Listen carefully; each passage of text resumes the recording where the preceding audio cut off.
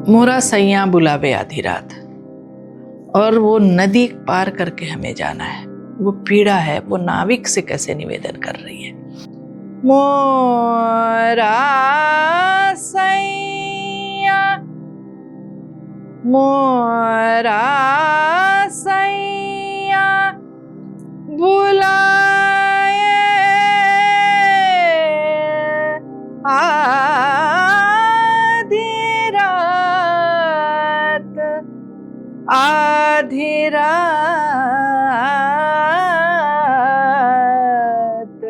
मैं एक छोटे से शहर से हूँ, पर वहाँ के व्यक्तित्व तो बहुत बड़े बड़े आए।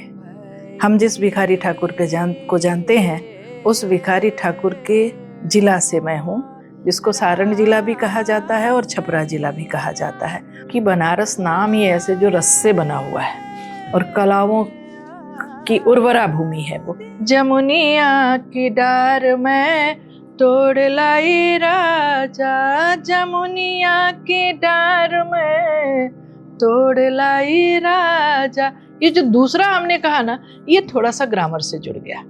माला मैं तेरी जो गाना पार लगा दे मोरी नाव।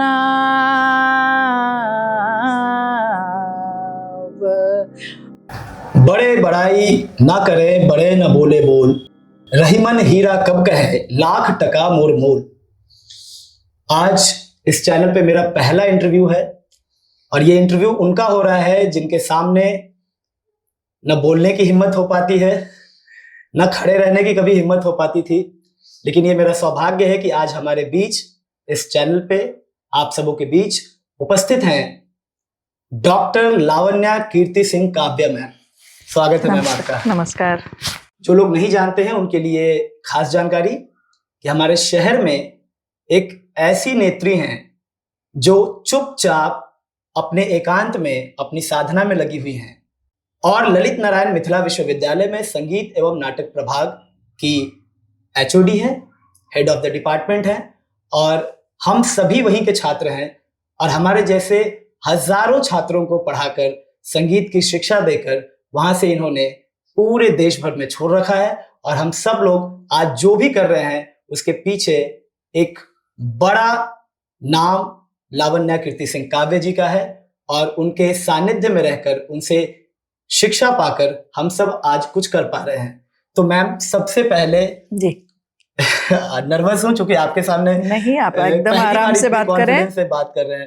तो मैम पहला ये कि आप बिहार से ही हैं? बिल्कुल। बिहार में दरभंगा से ही हैं या किसी और शहर में आपका जन्म हुआ और दरभंगा तक आना और डिपार्टमेंट तक आना, ये एक मैं एक छोटे से शहर से हूँ, पर वहाँ के व्यक्तित्व तो बहुत बड़े बड़े आए।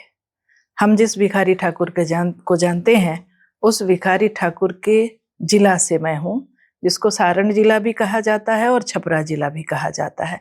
मेरा जन्म भी वहीं हुआ है, एक साहित्यिक सांगीतिक परिवार में।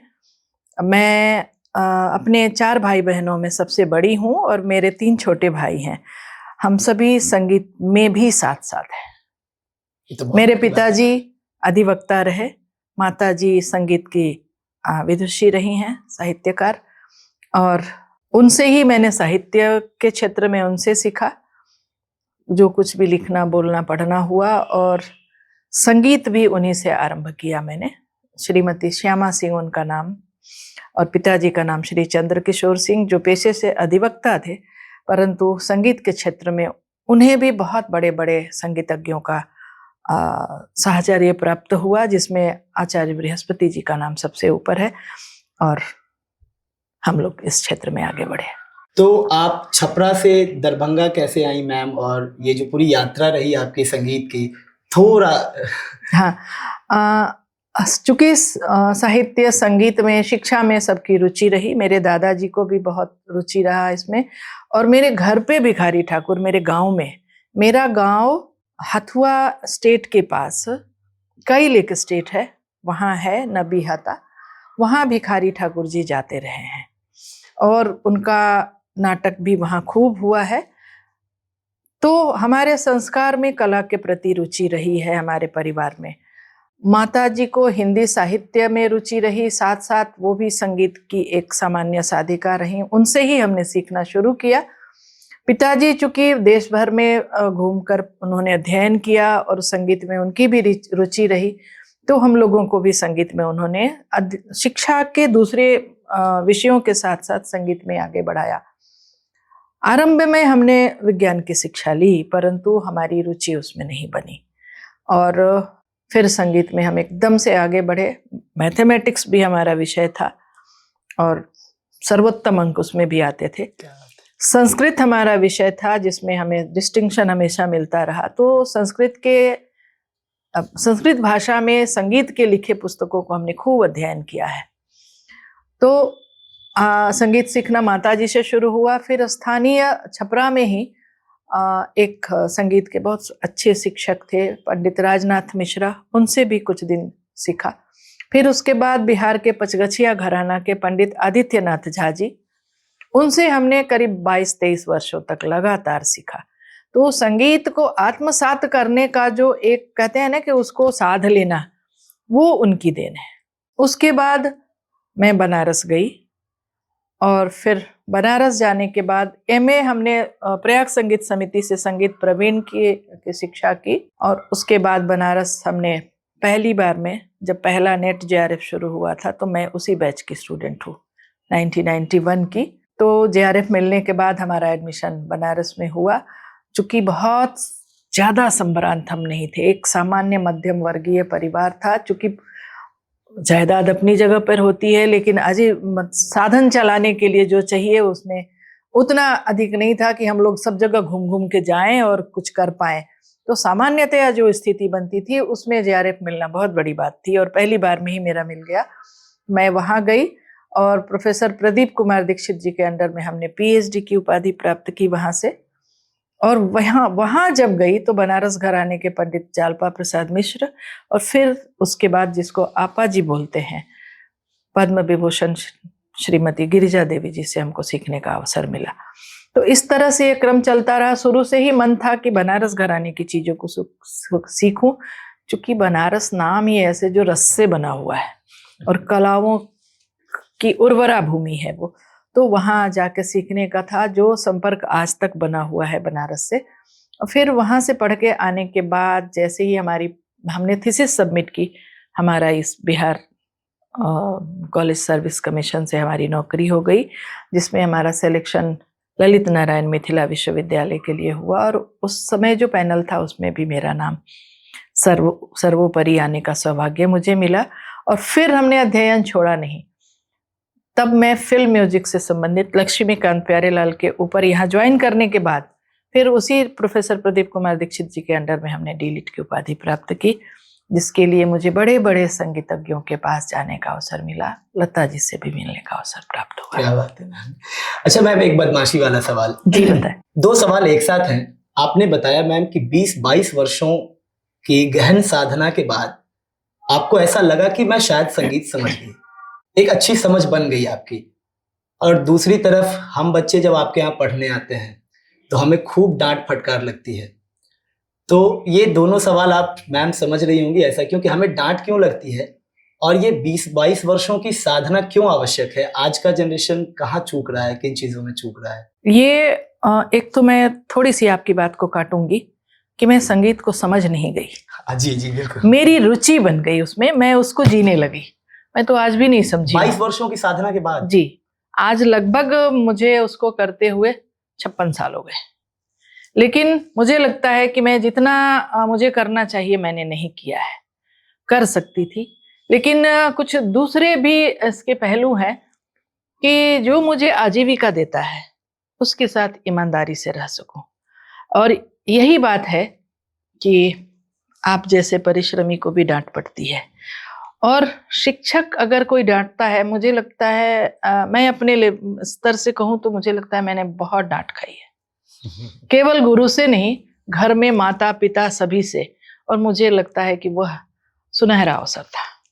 आज मैं उसकी कमी महसूस करती हूँ कि मुझे लगता भी है कि मैंने ये गलत कर दिया, पर मुझे कोई टोकने वाला नहीं है। एक टोकने वाला चाहिए जो मुझे उससे बचाए, उससे मुझे रोक रखे। वो चाहे कितनी भी बड़ी उपलब्धि उसके बाद भले ही मिल जाए, लेकिन थोड़ा कम ही मिले, लेकिन वो एक अभिभावक का जो स्वरूप है वो हमारे पीठ पर रहे, उसकी कमी महसूस होती है। थपेड़ के साथ, थप्पड़ी के साथ उसमें बहुत आत्मीयता होती है।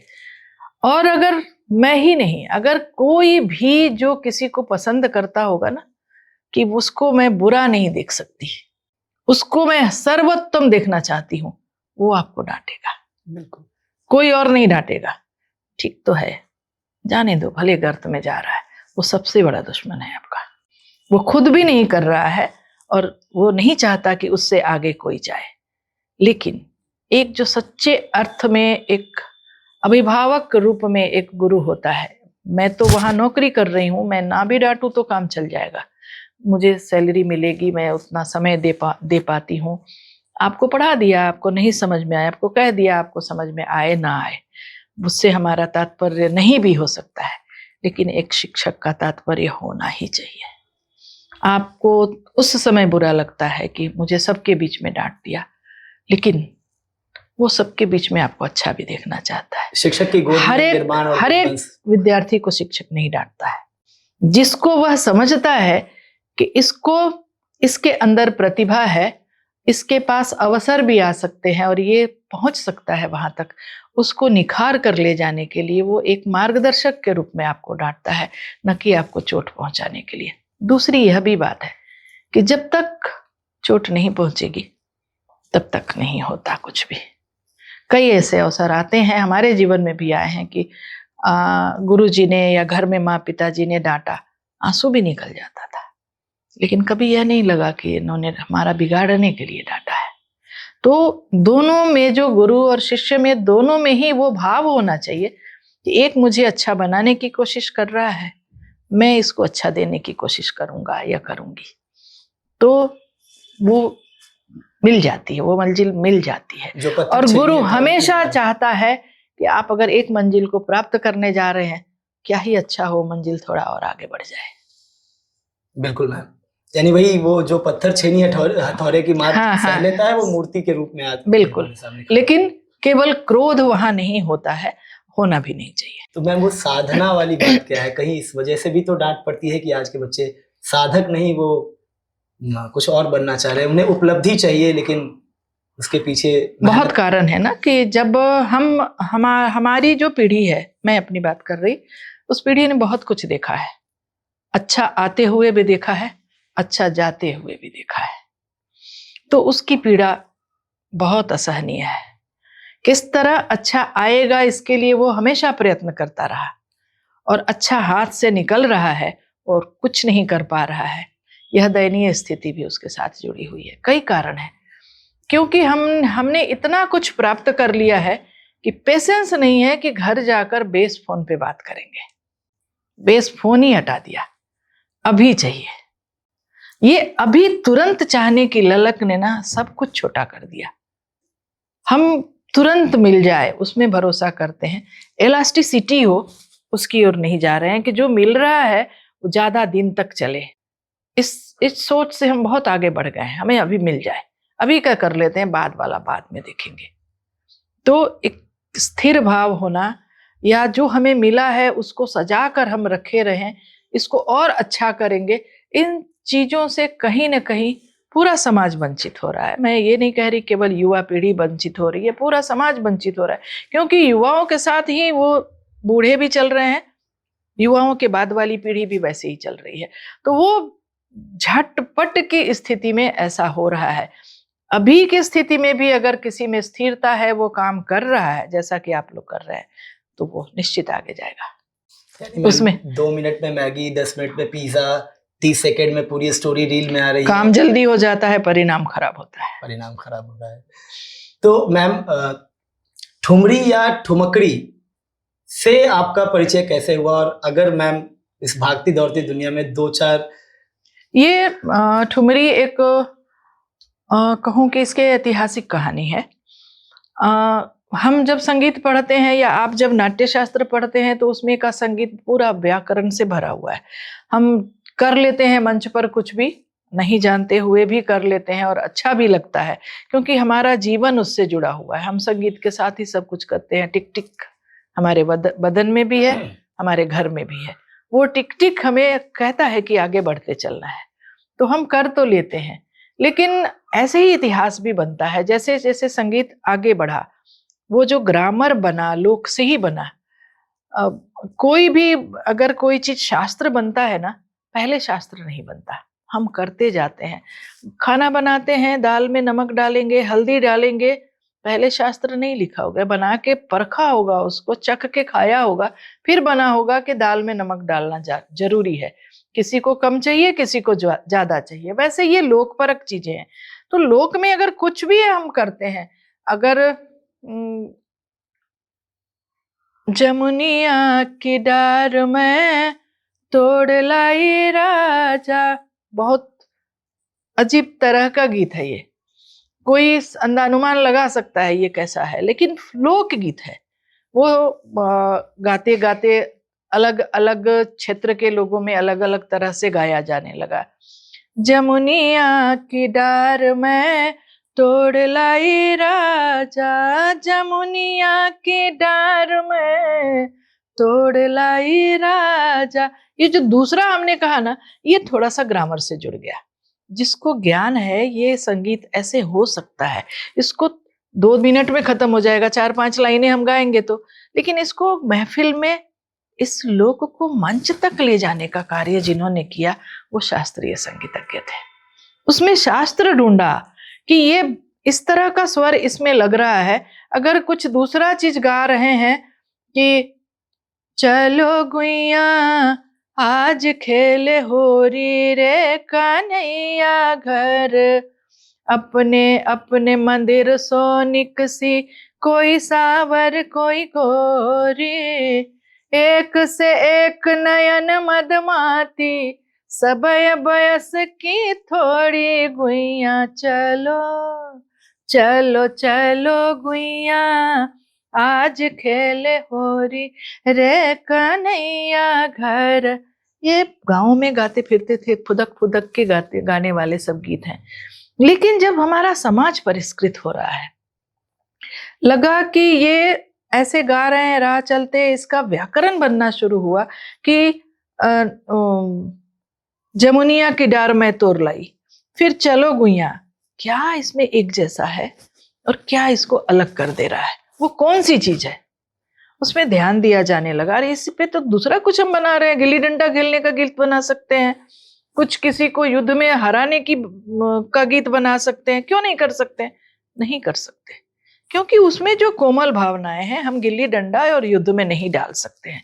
तो ये एक धीरे धीरे उसमें से कुछ ग्रामर की बातें आने लगी और ढूंढा जाने लगा, उसी से निकाल कर ये ग्रामर हमारा स्थापित कर दिया गया कि नहीं, ये जहाँ पे मनोरंजन की बात होगी वहां ऐसे स्वर होंगे, जहाँ युद्ध में हमको कुछ वैसी आवाज की जरूरत हो कि ठक ठक करना होगा, गोली चलानी होगी, ऐसा कुछ प्रस्तुत करना है तो ऐसी आवाज चाहिए, जहाँ हमें गिल्ली डंडा खेलने के बाद कुछ खट से आवाज होनी चाहिए, वो आवाज होनी चाहिए। ये सब ग्रामर स्थापित हो गए, भाव प्रधान चीजें, कुछ भावनाओं के रस के अनुसार जो हमें अनुभव हो रहा है उसको व्यक्त करने में हमें क्या क्या तत्व चाहिए, उसके अनुसार हमने उसके ग्रामर बना दिए। वो सुर लय ताल इन सबको मिला के कर दिया, शब्द भी मिलाए गए। फिर धीरे धीरे हमारा जो कलाएं हैं ना वो समाज के साथ विकसित हुई हैं या विद्रूपता उसमें आई है।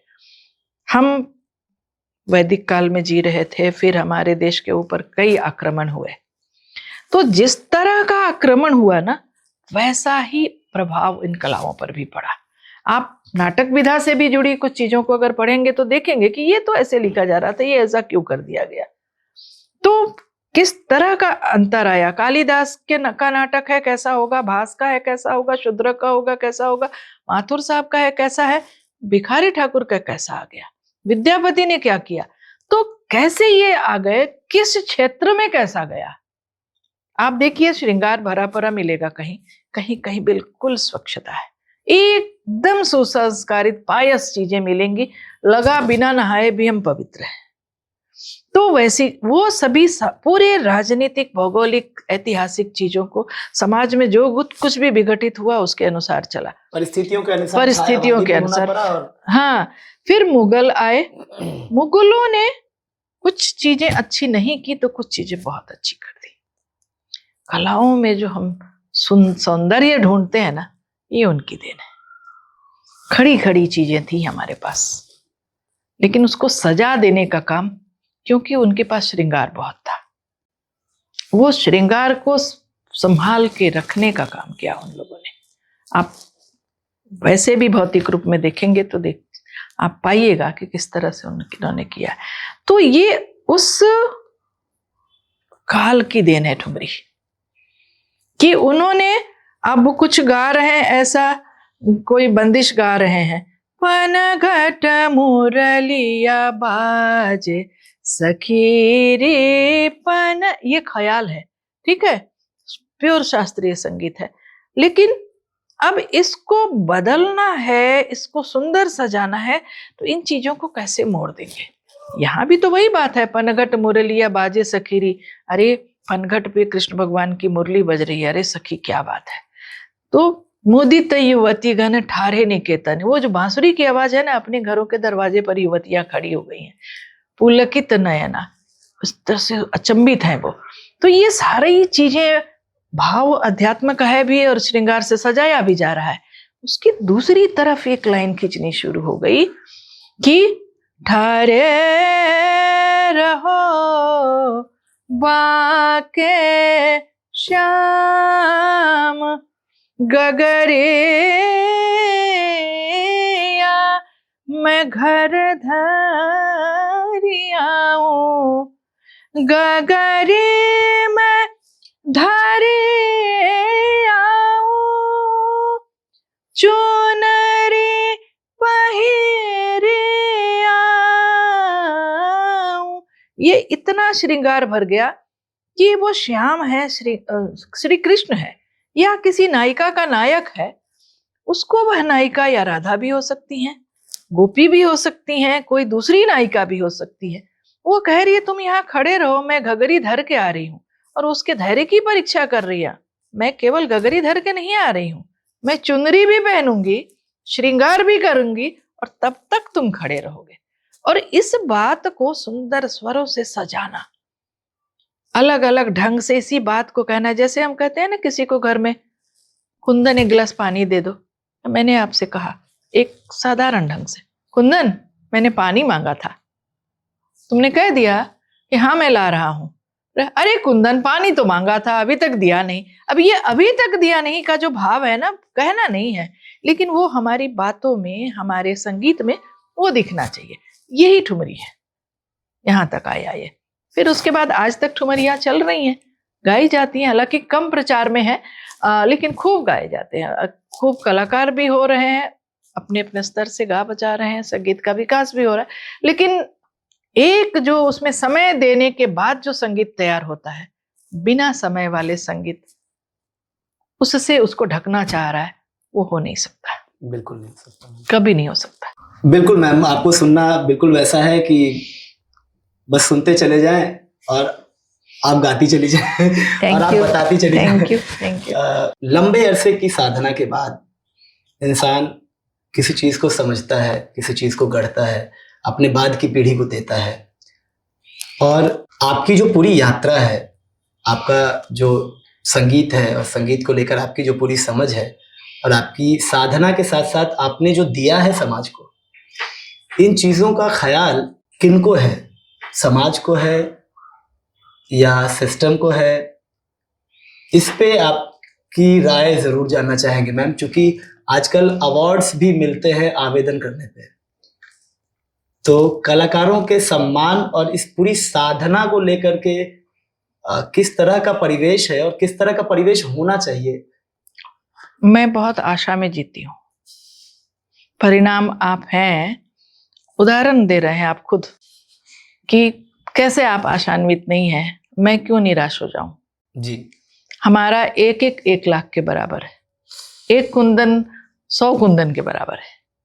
तो ये जो संवाद है ना, वो ढका नहीं रह सकता। तो इसको हम क्यों सोचें कि कोई हमारी इस बात को, अरे कुंदन पता नहीं 2-3 लोगों के साथ बैठे थे, उतने ही लोगों को पता लगा कि मैंने इसमें समय दिया है, ये कला आगे बढ़ेगी नहीं बढ़ेगी, क्या होगा। तो आपको पता लगा, आप इसको आगे बढ़ाएंगे, मैं इस आशा में हूं। और हो सकता है इससे भी अच्छे संवाद आपको मिलेंगे, मैं इस आशा में भी हूं। और सिस्टम हम भी तो हैं, लेकिन सिस्टम का मतलब बदल गया, सिस्टम का मतलब एक ही रह गया। तो सिस्टम जरूर कई पायदान नीचे आ गया है, सिस्टम को समझ लाने की जरूरत है, और सिस्टम को समझदार होना चाहिए। नहीं भी समझदार है ना, तो आप जो अवार्ड की बात कर रहे हैं ना, जनता अवार्ड होती है, उसकी आवाज अवार्ड होती है, उसकी समझ अवार्ड होती है। मेरा अवार्ड मेरे घर में टंगा रहेगा, लेकिन मैं अगर आप तक पहुंच चुकी हूं तो वो घर से बाहर है। ये आपका बड़प्पन है मैम। हाँ, लेकिन अवार्ड का इतिहास बहुत सुंदर है। उस इतिहास पर अगर हम नजर डालें तो सबका दुखी होना स्वाभाविक है। जिसको भी अवार्ड मिला है मैं उसको बधाई देती हूँ, सम्मान की नजर से देखती हूँ, लेकिन हर एक जिसको भी अवार्ड मिला है वो उस अवार्ड को भी देखें कि वो क्या सम्मानित हो रहा है। उसको भी, उस अवार्ड को जिसको हमने शीशे में रखा हुआ है, उसको कितना सम्मान मिल रहा है। जिसके नाम से वो अवार्ड मिल रहा है, उसको हम कहाँ तक ढोके ले जा रहे हैं। हम अपनी बात को अगर समाज के लाभ में अगर उसको नहीं शामिल कर रहे हैं तो व्यक्तिगत लाभ कितना होगा, नहीं के बराबर होगा। कह नहीं सकते ना कि हमें अवार्ड मिला है, बिल्कुल नहीं कह सकते। तो हम अभी जो स्थिति है, हम उसी आबो हवा में जी रहे हैं। हम उससे कुछ ऐसा विवाद भी नहीं करने जा रहे, कुछ ऐसा संगठन नहीं है कि जो उसमें जाकर अपना समय बर्बाद करे। क्यों करेगा? तो जो भी काम कर रहे हैं, जिस क्षेत्र में भी हो, चाहे साहित्य का हो, खेल का हो, हमारी कलाओं से संबद्ध हो, अगर कलाएं चल रही हैं, कलाएं आगे बढ़ रही हैं, तो कलाकार आगे बढ़ रहा है और उसका पारितोषिक, उसकी आवाज जहां तक जाती है वहां तक है। बहुत अच्छी बात कही मैम आपने। मैम, एक बार संगीत नाटक अकादमी बिहार पटना में एक दस्तावेजीकरण हो रहा था। उसमें देश भर की ठुमरी गायिकाओं का आदरणीय विभा सिन्हा मैम करवा रही थी, और उसका जो पूरा प्रिंटिंग का प्रोसेस था उसमें हम उनके साथ थे। उसमें एक नाम आपका भी आता था। तो तब से ही एक मेरी बड़ी इच्छा थी, हालांकि डिपार्टमेंट में पढ़ते हुए कभी हिम्मत नहीं हुई कि आपके सामने आकर कभी ये अरे जब मन हो तो ये एक आग्रह मैम आज इस मंच पे हम आपसे करना चाहते हैं। एक कोई ठुमरी आपसे सुनना चाहते हैं मैम, जो आप इस मंच के लिए या मेरे लिए गा दें। चलो, अभी तो इंस्ट्रूमेंट नहीं है, मैंने जो अभी गाया वो भी ठुमरी था पर पूरी नहीं थी वो। मैम हारमोनियम चलेगा, ऐसे भी चलेगा। उसमें मोबाइल में तानपुरा होगा शायद, रहने दीजिए, कर लेते हैं ऐसे। तो एक देश राग की ठुमरी है, बहुत पुरानी ठुमरी है। तो मोरा सैया बुलावे आधी रात, और वो नदी पार करके हमें जाना है, वो पीड़ा है, वो नाविक से कैसे निवेदन कर रही है। देश राग में है, जिसमें पंडित भीमसेन जोशी जी ने देश का वो गीत गाया है।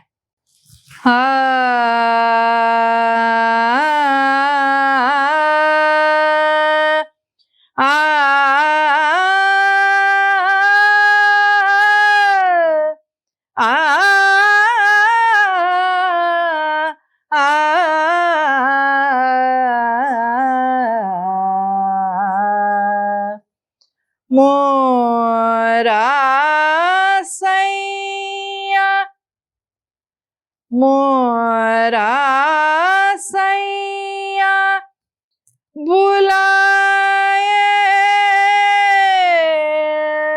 आधी रात, आधी रात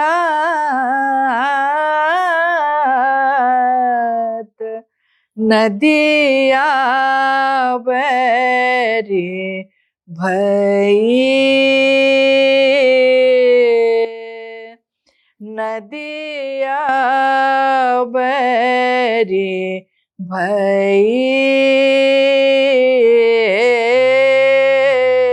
मोरा सैया बुलाए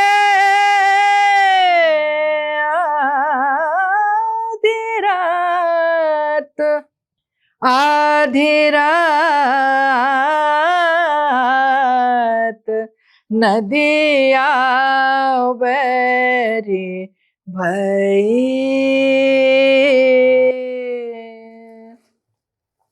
सोनर माला मैं तेरी जोगना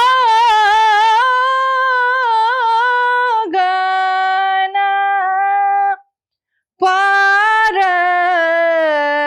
लगा दे मोरी नाव, मोरा सैया बुलावे आधी रात, नदिया बैरी भई,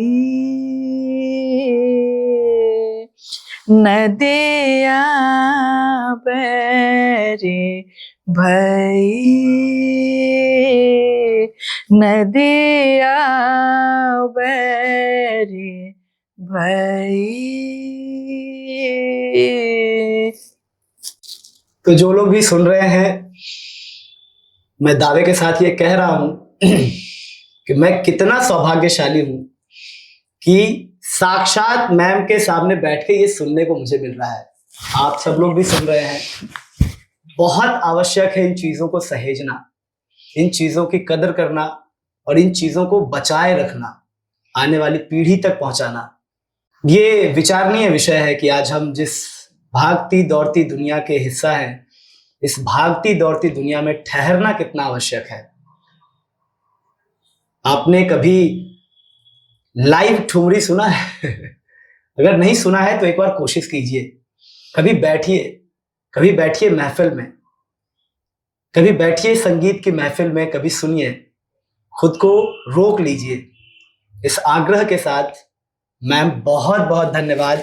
आपका भी बहुत बहुत धन्यवाद और अपना कीमती वक्त दिया, और हम लोगों ने खूब परेशान किया आज आपको। नहीं, बहुत अच्छा लगा मुझे। कम से कम इस समय में जब आप भी चिंतित हैं और इस ढंग से आप उसमें उसके जड़ तक पहुंचकर बातों को रख पा रहे हैं, तो आप जैसे युवाओं की बहुत जरूरत है हमारे समाज को। आपको ढेर सारी शुभकामनाएं और बधाइयां भी कि ऐसे काम कर रहे हैं। आपकी पूरी इस टोली को बहुत बहुत धन्यवाद। Thank you. अरे